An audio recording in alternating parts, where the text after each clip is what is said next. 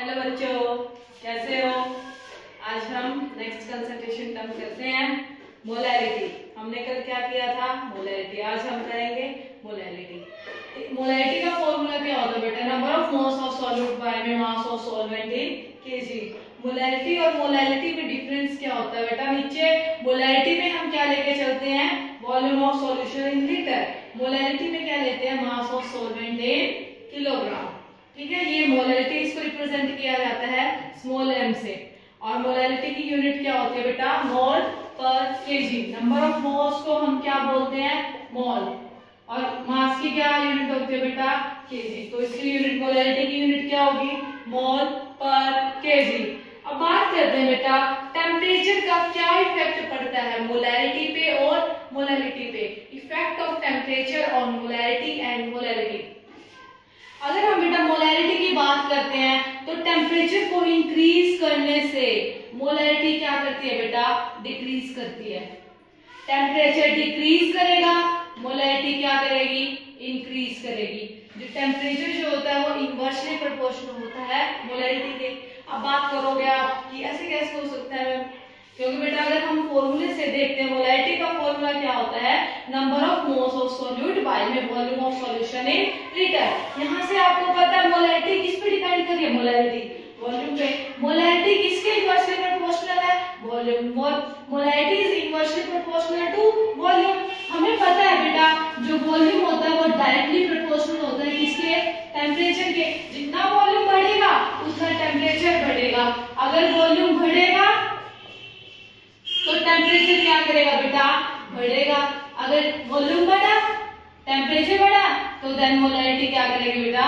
घटेगी। ठीक है, डायरेक्टली क्या होता है बेटा? जैसे वॉल्यूम टेम्परेचर पे डिपेंड होता है, जिसकी वजह से डायरेक्टली मोलैलिटी भी क्या कर जाती है बेटा? डिपेंड कर जाती है किसके ऊपर? टेम्परेचर के ऊपर। तो क्या इफेक्ट पड़ रहा है बेटा? मोलैलिटी क्या करेगी? इफ वी इंक्रीज टेम्परेचर, अगर हम टेम्परेचर को बढ़ा रहे हैं तो मोलैलिटी क्या करेगी बेटा? घटेगी। क्या घटेगी? लेकिन बात करते हैं बेटा मोलैलिटी पे टेम्परेचर का कोई भी इफेक्ट नहीं होता। क्यों नहीं होता? क्योंकि बेटा देखो मोलैलिटी का फॉर्मूला क्या होता है? Number of moles of solute by में mass of solvent in kilogram. तो यहाँ पे क्या है बेटा? नीचे क्या है? मास है। क्या है? मास। टेम्परेचर का क्या कोई मास पे असर पड़ता है? पड़ता है? कितना ही बढ़ा लो कोई इफेक्ट नहीं पड़ेगा। अगर कोई इफेक्ट नहीं पड़ेगा, टेम्परेचर बढ़ाने से अगर मास ऑफ सॉल्वेंट में कोई चेंज नहीं होगा तो मोलैलिटी में भी कोई चेंज नहीं होगा। तो जो बेटा मोलैलिटी होती है वो क्या रहती है? Remains same. हमेशा क्या रहेगी बेटा? सेम रहेगी। अगर हम टेम्परेचर को चेंज करते हैं तब मोलैलिटी पे किसी भी तरह का कोई इफेक्ट नहीं पड़ता। If we increase temperature then molality will remain same, but molality will increase करेगी, डिक्रीज करेगी। अगर टेम्परेचर बढ़ा रहे हैं तो देन मोलैलिटी क्या करेगी बेटा? डिक्रीज करेगी। Temperature increase then volume increase. If volume increase then molality decrease. तो यहाँ से डायरेक्ट रिलेशनशिप आता है। वॉल्यूम इनवर्सली प्रोपोर्शनल किसके? मोलैलिटी के।